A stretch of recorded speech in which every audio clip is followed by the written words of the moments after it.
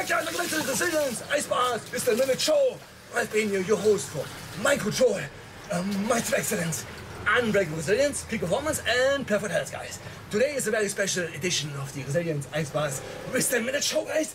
My good friend Richie was former UFC fighter, big wave surfer, professional boxer, filmmaker, a great father, and much more, guys, is in the house, and we're gonna have an ice bath together today. And this is gonna be as well a world premiere with the first podcast in an ice bath, guys. So here's Richie, guys.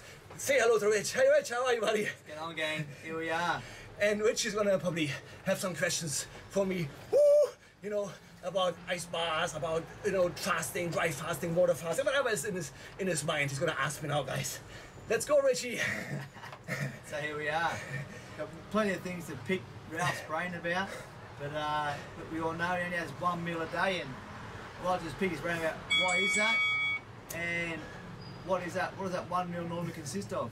Well, you know, my 1 meal a day is usually I take it within an hour to 90 minutes, so 1.5 hours. So I fast for 22, 23 hours, and it consists usually of a lot of veggies, plant-based, and sometimes, you know, there are a couple proteins in there as well, but it's really, as I have been for the last 20 years, very high plant-based, and I'm gonna keep it that way because I believe it is very good to, you know, have high plant-based diet, as most of the blue zones have been doing for, you know, almost thousands of years, and most of them are high plant-based, have a little bit of protein, a bit of meat, a bit of fish or pork, like in Okinawa or other areas. So that's pretty much what I do.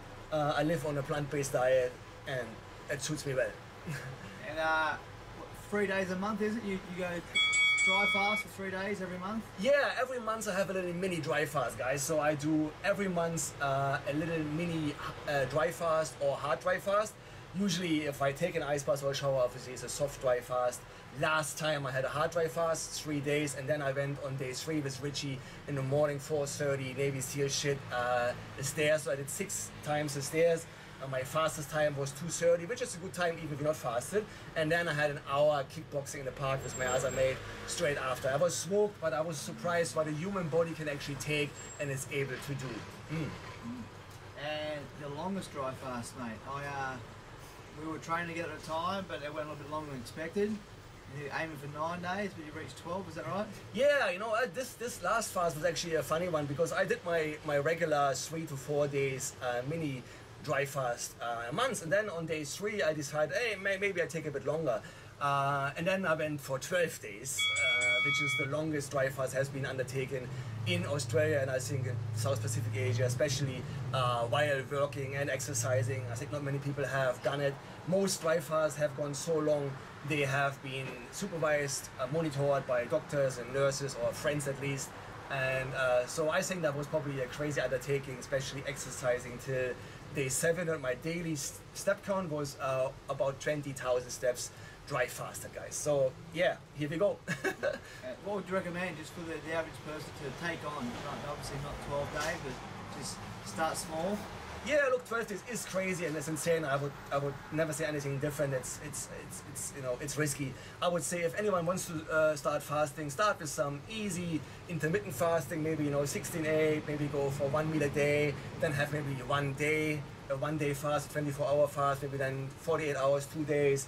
Then maybe if you still feel good, you can try 3 days, 4 days, 5 days, and I would always start with water fasting, and then later on, if that all goes good, you can maybe try 1 day dry fast, yeah.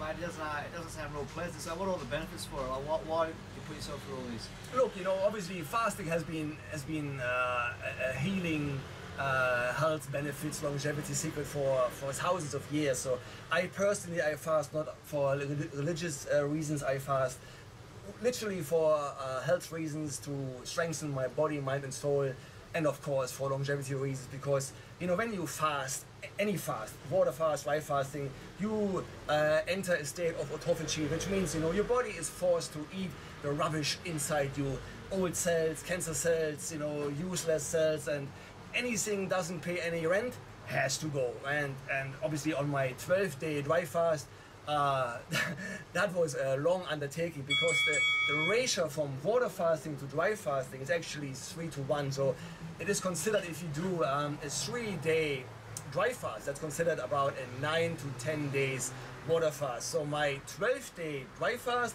would be considered about a 40-day water fast. And you plan on just continuing this? You always gonna ramp it up and just test yourself, challenge yourself, and documentate the whole process? Yeah, look, Richie, I have done my first crazy dry fast. Was a hard dry fast 1 year ago, and that was pretty much off the cold. I just did a 4-day to test, and then I went straight for 9. And I went obviously for 9 days hard dry fasting. I lost 12 kilos in 9 days. And the last one was 12 days where I took an ice bath every day because I have committed myself and to take an ice bath every day, like 400 ice baths this year. And I'm good now. We are on 365, so 35 to go. I lost track now. What was the last thing about the ice baths? Huh? Yeah, continue doing them and documentate them the fasting. Yeah, it's getting quite cold, guys. So my finger are numb and my feet are numb. So I'm gonna continue to fast because I believe it suits me well. And actually, you know, people believe who can live with the least has the most, and that strengthens your mind and your soul, and you know, you get emotionally so much stronger. Your willpower, your discipline muscle, everything gets strengthened to a degree where you can really say, you know, fasting and of course cold, hot exposure will definitely make you stronger all around, emotionally, spiritually, physically, all up. Yeah. Yeah. It's a nice way to wrap it up, mate. We're just hitting 7 minutes now. All right. 7 minutes in the bath. We have 7 minutes. Have you done already? Yep. Maybe we go 1 for 8. We do 8 minutes. No worries. Yeah, one more. And why with the plant-based diet? Why? I know you said that's all the blue zones.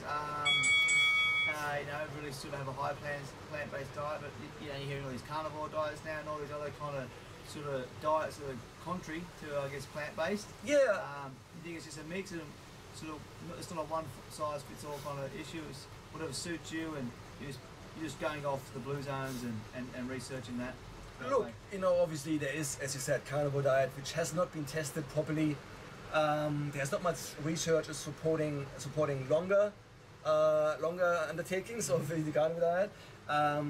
The high plant-based diet, which has been practiced in the blue zones, has been obviously recorded for hundreds and if not thousands of years. So I would say you're safer on that side.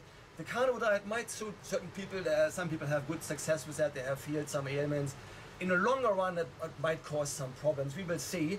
But I would say on a high plant-based diet, you're always going to be on the safe side. You're going to feel good. There are so many examples.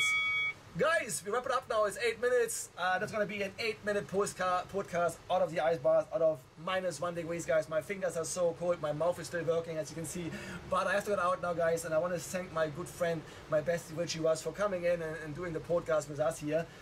Richie has achieved so many things in his life. I take my hat off to this guy. You know, he gets up early and trains every day, and now obviously he's here again with his injury 3 months after a very severe shoulder injury. He's now here again to help him heal and get better.